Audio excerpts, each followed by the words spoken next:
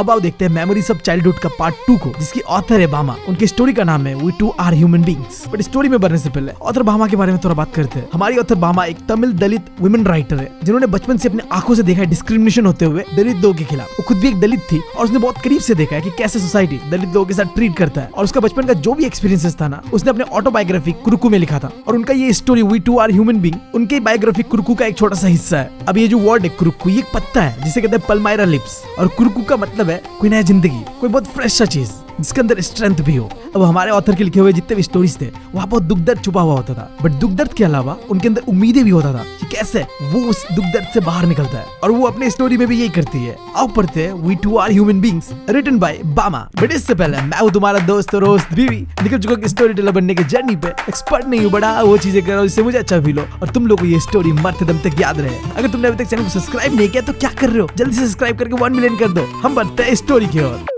अब देखो, हमारी कहानी का शुरुआत तब होता है जब हमारी ऑथर बामा एक छोटी सी बच्ची थी और वो क्लास 3 पे पढ़ती थी। उस समय उसने लोगों के मुंह से कभी भी कहते हुए नहीं सुना था अनटचेबिलिटी के बारे में। बट हाँ, उसे अच्छी तरीके से पता था क्या होता है अनटचेबिलिटी। उसने फील किया था, क्योंकि मैंने बताया था तुम्हें कि हमारी ऑथर बामा भी एक दलित थी और अनटचेबिलिटी सोसाइटी के अंदर भी दलित लोगों के साथ ही करा जाता था। तुम्हें एक फैक्ट बताऊं, मैं खुद भी एक दलित हूँ और ये चीज मुझे खुद पता नहीं था यार। मतलब बहुत रिसेंटली मुझे पता चला है। इतने सालों से मुझे बुरा लगता था कि यार दलित लोगों के साथ बहुत गलत हो रहा है। बट आज पता चला साला मैं भी तो एक दलित हूँ। हे भगवान, अब मुझे सबसे ज्यादा बुरा मेरे लिए लग रहा है। मतलब मेरे एंसेस्टर के साथ भी मतलब अनटचेबिलिटी जैसा चीज हुआ होगा, डिस्क्रिमिनेशन हुआ होगा। अब मुझ पे कौन दया दिखाएगा यार, मैं तो इतने सालों से दया दिखा रहा हूँ। खैर, बैक टू द स्टोरी। अब एक दिन क्या होता है, हमारी ऑथर स्कूल से घर जा रही थी। उसके कंधे पे एक पुराना सा बैग टंगा हुआ था और स्कूल से घर का जो वॉकिंग डिस्टेंस था वो बस 10 मिनट का था। बट हमारी ऑथर बामा बहुत चुलबुली थी। वो इस 10 मिनट के रास्ते को आधे घंटे लगाती है। वो स्कूल से घर जाते वक्त रास्ते पे अलग अलग चीजों को देख के एंजॉय करते हुए घर जाती थी। अब तुम मुझे बताओ कि तुम्हारे घर से स्कूल का डिस्टेंस कितना था और तुम कैसे जाते थे यार स्कूल। मतलब अगर तुम बहुत ज्यादा अमीर ज्यादा होते होगे तो तुम्हारे लिए गाड़ी आता होगा पर्सनल, और अगर हमारे से फकीर ज्यादा होते होगे तो अपने पैरों से चलते होगे। तुम कौन से वाले कैटेगरी में आते हो, बता दो यार। खैर, बैक टू द स्टोरी। हमारी ऑथर बामा स्कूल से घर आधे 1 घंटे लगा के जाती थी। उसे रास्तों पे, दुकानों में, बाजारों में जो दिखता था वो सारी चीजें देखते देखते ही घर जाती थी। अब आओ जानते हैं स्टोरी में डिटेल में कि वो रास्तों पे क्या क्या देख के आधे 1 घंटे लगाती थी। वो रास्ते पे जाते वक्त देखती थी मॉन्की डांस, बंदर नाच, तुम कुछ भी कह लो। फिर वो देखती थी कि एक सपेरा यानी कि स्नैक चार्मर अपने बांसुरी से सबको नचा रहा है। और वो देखती थी कि एक साइकिलिस्ट है जो कि 3 दिनों से साइकिल चला रहा है। वो सुबह से शाम तक बस पैडलिंग करे जा रहा है, साइकिल चलाए जा रहा है। और वो देखती है कि लोग उस साइकिलिस्ट की शर्ट पे पैसे टंगा के रखे हुए थे ताकि वो और ज्यादा मोटिवेट फील करे। और फिर हमारी ऑथर बामा जब थोड़ा और आगे चलती थी तो वो देखती थी स्पिनिंग व्हील्स को यानी कि चरखे को। थोड़ा आगे जाने पे हमारी ऑथर को दिखता है एक बड़ा सा टेम्पल, जिसका नाम था मरियाता टेम्पल। उस टेम्पल के गेट पे एक बड़ा सा घंटा टंगा हुआ था और वो देखती थी कि टेम्पल के आगे लोग पोंगल फेस्टिवल का जो प्रसाद होता है उसे तैयार कर रही होती है। अब तुम मुझे यहाँ पे बताओ कि पोंगल कब मनाते हैं और कहाँ मनाते हैं। और थोड़ा और आगे जाने के बाद हमारी ऑथर को दिखता है गांधी जी का बड़ा सा स्टैचू, और उस स्टैचू के बगल में ऑथर देखती है कि लोग सुकान मछली बेच रहे हैं यानी कि ड्राई फिश बेच रहे हैं। और थोड़ा और आगे जाने पर हमारी ऑथर को दिखता था मिठाइयों की दुकान, भजियों की दुकान और ढेर सारे दुकान। देखो यार, बचपन ना हमारा बहुत खास होता है। हम छोटी से छोटी चीजों को बचपन में ध्यान से देखते हैं और पता नहीं बड़े होने के बाद इन सब चीजों पे नजर ही नहीं जाता है। हम छोटी छोटी चीजों में जो खुशियां होता है उसे ढूंढना बंद कर देते हैं और शायद इसी को कहते हैं कि तुम्हारा बचपन खो चुका है यार। तो अगर तुम्हें लग रहा है कि तुम्हारा भी बचपन खो चुका है ना, तो यार छोटी छोटी चीजों में खुशियां ढूंढो, शायद वही बचपना है।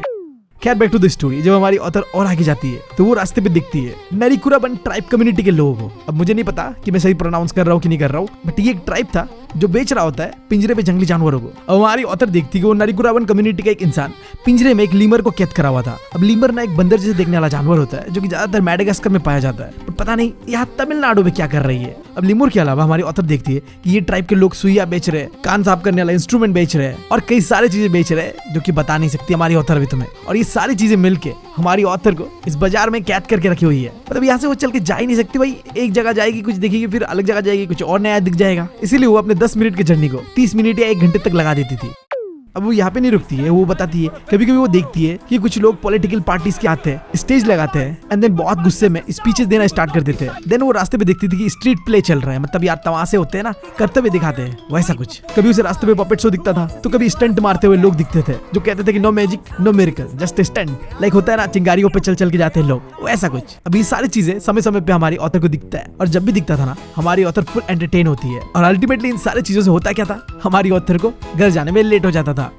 और मान लो ये मैजिकल शो, पॉलिटिकल पार्टीज का बातें करना नहीं भी होता था ना, फिर भी हमारे ऑथर को दिखता था कि बाजार में एक कॉफी शॉप है जहाँ वेटर क्या करता है, कलाबाजी दिखाते हुए कॉफी को एक ग्लास से दूसरे ग्लास में डाल रहा होता है। या फिर वो देखती थी कि दुकानों के बाहर लोग प्याज काट रहे हैं और अपने मुंडी को तरह हटा के काट रहे, क्योंकि यार प्याज काटते वक्त आंख से आंसू निकल जाता है, वो तो तुम्हें भी पता होगा। या फिर हमारी ऑथर देखती थी एक बार से आलमंड ट्री को, जब जोर से हवा देता था ना तो गच्छी से आलमंड इधर उधर गिरते थे, और ये सारी चीजें हमारी ऑथर देखती थी। अब देखो लिस्ट बहुत लंबा है, मैं बताते बताते थक जाऊंगा, तुम समझ जाओ। जब इतने सारी चीजें रास्ते पे हमारी ऑथर देखती थी तो 10 मिनट का रास्ता आधा एक घंटा तो लगना तो मतलब कंफर्म है यार। अब देखो आगे हमारी ऑथर बताती है कि सीजन के हिसाब से हमारी ऑथर को अलग अलग वेजिटेबल्स और फ्रूट भी दिखता था। लाइक उसे बाजार में मैंगो दिखता था, कुकुम्बर दिखता था, सुगरकेन दिखता था, स्वीट पोटैटो दिखता था, पाम फ्रूट्स दिखता था, प्लम सिरप दिखता था, प्लम फ्रूट दिखता था, जैक फ्रूट दिखता था, गुआवा दिखता था। मतलब मैं बताते बताते थक जाऊंगा, इतने सारी चीजें वो देखती थी। और साथ ही साथ हमारी ऑथर ये भी दिखती थी कि रोज लोग बेच रहे होते थे मिठाइयाँ, भजिया, हलवा। भाई साहब इतने सारी चीजें खाने का सुन के तो मुझे भूख लग रहा है यार, मतलब सही में मुझे कोई राजस्थान का रबड़ी खिला दो यार, मतलब बहुत टेस्टी था। 1 साल पहले मैं राजस्थान गया था और वहाँ का रबड़ी खा के तो मैं फैन हो गया वहाँ का। कोई अगर मुझे राजस्थान से सुन रहा है तो प्लीज यार थोड़ा रबड़ी मेरे घर भेजाई दो। Get back to the story. एक दिन क्या होता है, वो हमेशा की तरह ऐसे कंधे पे बैग लेके रास्ते पे अलग अलग चीजें देख के घर जा रही होती है, बट देनों से इस बार दिखता है कुछ अलग। हमारी ऑथर देखती है कि रास्ते के ऑपोजिट साइड वाले कोने पे एक थ्रेशिंग फ्लोर को सेटअप करा गया है, जहाँ पे अनाज को भूसी से अलग करा जा रहा है, और एक लैंडलॉर्ड यानी जमींदार पत्थर में बस्ता बिछाए ये सारी चीजों को होते हुए देख रहा था। अब देखो वहाँ में एग्जैक्टली क्या हो रहा था, ऑथर के अपने दलित कम्युनिटी के लोग बहुत मेहनत करके भूसे से अनाज को अलग कर रहे थे, जिसके लिए वो इस्तेमाल कर रहे थे गाय बैलों का। वो लोग गाय बैल को तो जोरे में बांध देते थे एंड देन वो उन गाय बैलों को गोल गोल गोल चक्कर लगा लेते, और ऐसे गोल गोल चक्कर लगाने की वजह से जो अनाज था वो भूसे से अलग हो रहा था। और जितने भी गाय बैल थे उनके मुंह पे ना एक मजल लगा दिया जाता था। मजल बोले तो यार मुंह पे कुछ प्रोटेक्शन सा लगा दिया जाता था ताकि ये गाय बैल अनाज को खा ना पाए। और ये सारी चीजों को देख देख के हमारी ऑथर थोड़ी देर तक एंजॉय कर रही होती है। फिर थोड़ी देर बाद हमारी ऑथर देखती है कि एक बुजुर्ग इंसान बाजार के रास्ते से उसकी ओर आ रहा होता है। अब ये इंसान जिस गली पे हमारी ऑथर रहती थी ना उसी गली का होगा, इसलिए हमारी ऑथर उस इंसान को जानती थी। और फिर ऑथर देखती है कि इतना बड़ा सा इंसान एक झोले को दूर में पकड़ते हुए लेके जा रहा है। वो हंस देती है, इतना बड़ा सा इंसान और बच्चों से हरकत कर रही है। हमारी ऑथर गैस करती है कि इस पैकेट के अंदर में पक्का वड़ाई होगा या फिर ग्रीन बनाना भजिया होगा, क्योंकि उस पैकेट को जिस तरीके से रैप करा गया था ना उससे क्लियरली दिख रहा था तेल के दाग। अब ऐसा पैकेट के रैपर पे ऑयल देख के हमारी ऑथर कंफर्म हो जाती है कि इस पैकेट पे पक्का वड़ाई होगा या केले का भजिया होगा। बट हमारी ऑथर को अजीब लगता है जिस तरीके से वो इंसान उस भजिया के पैकेट को छू रहा था। वो लिटरली छू भी नहीं रहा था, वो बूढ़ा इंसान उस पैकेट को एक धागे से बांध के बहुत ही दूर से पकड़ते हुए लेके जा रहा था। अब फिर हमारे ऑथर बामा को लगता है कि जिस तरीके से वो बूढ़ा इंसान उस पैकेट को लेके चल रहा है ना, पक्का उस पैकेट को गिरा देगा, बट ऐसा कुछ होता नहीं है। वो बूढ़ा इंसान सीधा लैंडलॉर्ड के पास जाता है, उसके पास जाके वो झुकता है, उसके हाथ को फोल्ड करता है और दूसरे हाथ से वो पैकेट को वो लैंडलॉर्ड के हाथ पे दे देता है। अब हमारे ऑथर को थोड़ी देर तक समझ नहीं आता कि हो क्या रहा है। उम्र में वो इंसान इतना बड़ा है बट वो लैंडलॉर्ड को इतना इज्जत क्यों दे रहा है। खैर जैसे वो पैकेट लैंडलॉर्ड को मिलता है वो उसे खोलता है एंड वहां से वड़ाई निकाल के खाने लगता है। खैर ये सारी चीजें देखने के बाद हमारी ऑथर घर के लिए निकलती है और थोड़ी देर में वो घर पहुंच जाती है। और घर में पहुंचने के बाद वो देखती है कि उसका बड़ा भाई घर पे आया हुआ था, तो वो अपने बड़े भाई को जो भी उसने ये रास्ते में फनी चीज देखा था ना वो सारी चीजें डिटेल में बताती है कि कैसे एक बुजुर्ग इंसान झुक के चल रहा था, पैकेट को दूर से पकड़ रहा था और फिर कैसे झुक के वो लैंडलॉर्ड को पैकेट दे देता है। ये सारी चीजें बताते हुए हमारे ऑथर को बहुत फनी लग रहा था, वो हंस रही थी। बट ये सारी चीजें सुन के ऑथर के बड़े भैया को फनी नहीं लगा। यहाँ पे बड़े भैया को अन्ना कहा गया है, साउथ की स्टोरी है तो समझ जाओ। अब आगे ऑथर को अन्ना समझाता है कि जो भी तुमने देखा ना वो फनी नहीं था, वो इंसान मस्ती मजाक में ऐसा नहीं कर रहा था। सब लोग ऐसा मानते हैं कि जो लैंडलॉर्ड होते हैं ना वो अपर कास्ट के होते हैं और लोअर कास्ट वाले लोग उन्हें छू नहीं सकते, यानी कि वो लोग दलित लोग उन्हें छू नहीं सकते। अगर गलती से भी वो छू देते हैं ना तो इससे जो अपर कास्ट के लोग हैं वो पोल्यूटेड हो जाएंगे, गंदे हो जाएंगे। तो इसीलिए वो बूढ़ा इंसान उस पैकेट को ऐसे रस्सी से पकड़ के लेके जा रहा था। तो जब ऑथर ये बात सुनती है अपने अन्ना से यानी अपने बड़े भाई से,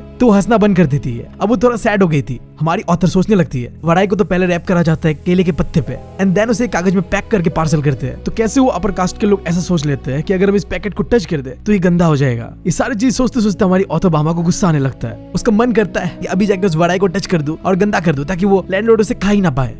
हमारी ऑथर सोचने लगती है कि क्यों उनकी गली का वो बुजुर्ग इंसान इतना मेहनत करके बाजार जाए और झुक झुक के उस पैकेट को बिना पकड़े दरे दरे उस लैंडलॉर्ड के पास लेके जाए और वो लैंडलॉर्ड बस आराम से उसे फाड़ के खाए और बदले में उस बुजुर्ग को इज्जत भी ना दे। इस सारी चीज सोच सोच के वो बहुत ज्यादा फ्रस्ट्रेटेड हो रही होती है, उसे गुस्सा आ रहा होता है क्योंकि शायद पहली बार हमारे ऑथर को पता चला था अनटचेबिलिटी क्या होता है। आई होप तुम्हें समझ आया होगा कि अनटचेबिलिटी का मतलब क्या होता है। ये अपर कास्ट के लोग सोचते थे कि जो लोअर कास्ट के दलित है ना, ये अगर उनके किसी भी चीज को छू देंगे ना तो वो गंदा हो जाएगा, पल्यूट हो जाएगा, और इसी को नाम दिया गया अनटचेबिलिटी। अब हमारी ऑथर सोचने लगती है कि ये अपर कास्ट के लोग अपने आप को इतना महान कैसे सोचते हैं। इन्होंने क्या 4 पैसे कमा लिए तो ये इंसानों का फीलिंग्स की कदर नहीं करेंगे, हम भी तो इंसान है ना। वो सोचती है कि उनके लोगों को इन लोगों के लिए छोटे मोटे काम बिल्कुल नहीं करना चाहिए। हमें बस उन चीजों के लिए काम करना चाहिए जिन चीजों के लिए हमें बस पैसे मिलते हैं। हमें बस उनके खेतों में काम करना है, अपने पैसे लेने और वापस आ जाना है।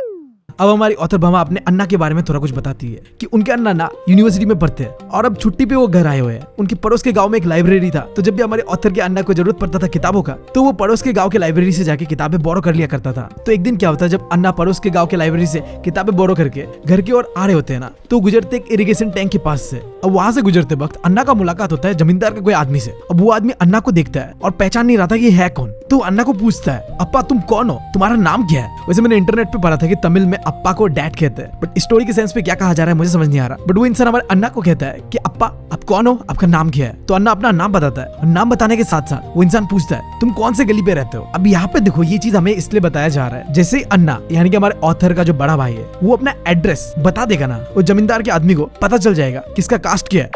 जो लोअर कास्ट के लोग थे ना, उन्हें सोसाइटी में अलग कर दिया गया था। तो अपर कास्ट के लोगों को पता होता था कि लोअर कास्ट के लोग कहाँ रहते हैं, कौन से गली में रहते हैं। तो अगर अन्ना बता देता कि वो कौन से गली पे रहता है, कौन से सड़क पे रहता है, तो उस आदमी को जो कि जमींदार के यहाँ काम करता है पता चल जाएगा कि अन्ना कौन से कास्ट से बिलोंग करता है। यार अब आखिर में हमारे ऑथर बामा के बड़े भाई अन्ना उन्हें एक बहुत ही अच्छा चीज बताते हैं, क्योंकि वो लोग इसी कम्युनिटी में पैदा हुए, यानी कि दलित कम्युनिटी में पैदा हुआ है। तो उन्हें समाज के अंदर पे, सोसाइटी के अंदर पे इज्जत नहीं मिलने वाला। उनसे बहुत ही पहले ये सब चीज छीन लिया गया है। उन्हें समाज में ऑनर, रेस्पेक्ट, डिग्निटी कुछ नहीं मिलेगा। हाँ बट एक तरीका है जिससे ये सारी चीजें वो अचीव कर सकते हैं, वो क्या है, एजुकेशन एंड प्रोग्रेस। अगर हम पढ़ लिख लेते हैं और बड़े इंसान बन जाते हैं ना, तो ये कास्ट, ये समाज, इन सब चीजों से हम ऊपर उठ जाते हैं। अगर तुम्हारे साथ आज कोई भी कुछ भी बुरा करता है ना, तो उससे लड़ो मत, उससे जवाब मत दो। तुम्हारे लिए सबसे बड़ा बदलाव उसके साथ ये होगा कि तुम सक्सेसफुल बनो, बहुत ज्यादा सक्सेसफुल, पढ़ो लिखो और भाई साहब उसके गांड चला दो। इससे बड़ा बदलाव कुछ हो ही नहीं सकता। और ऐसा ही कुछ अन्ना ने हमारी ऑथर बामा को कहा था, अगर तुम पढ़ाई लिखाई करोगे, पढ़ाई में ध्यान दोगे ना, तो लोग तुम्हारे पास खींचे चले आएंगे। मेहनत करो, पढ़ो लिखो। अभी सारी बातें जो हमारे अन्ना ने हमारे ऑथर बामा को बताया था ना, इस सारी बातों को हमारे ऑथर बहुत सीरियसली लेते हैं। इसके बाद से वो पागल की तरह पढ़ना शुरू करती है। वो जी जान लगा के पढ़ती है और क्लास में टॉप आती है। जैसा अन्ना ने कहा था वैसा ही होता है। जैसा ही वो टॉप करती है, लोग उसके और खींचे चले आते हैं,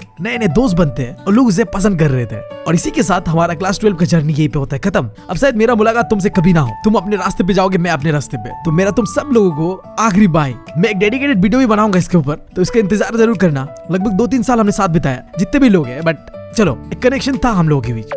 इस वीडियो को यहीं पे खत्म करते हैं। जाते जाते बस मैं तुम्हें इतना कहूंगा कि अगर तुम्हें मेरा याद आ जाए तो यार मेरा एक चैनल है द सिबलिंग्स के नाम से, या फिर मेरा एक छोटा सा चैनल है मोटर ब्लॉगिंग का द माउंटेन गाय, तुम उसे चेकआउट कर सकते हो और मेरे साथ हमेशा हमेशा के लिए जुड़ सकते हो। तो यार वीडियो को खत्म करते हैं और मेरी तरफ से आखिरी गुड बाय तुम लोग के लिए। Thank you, love you all.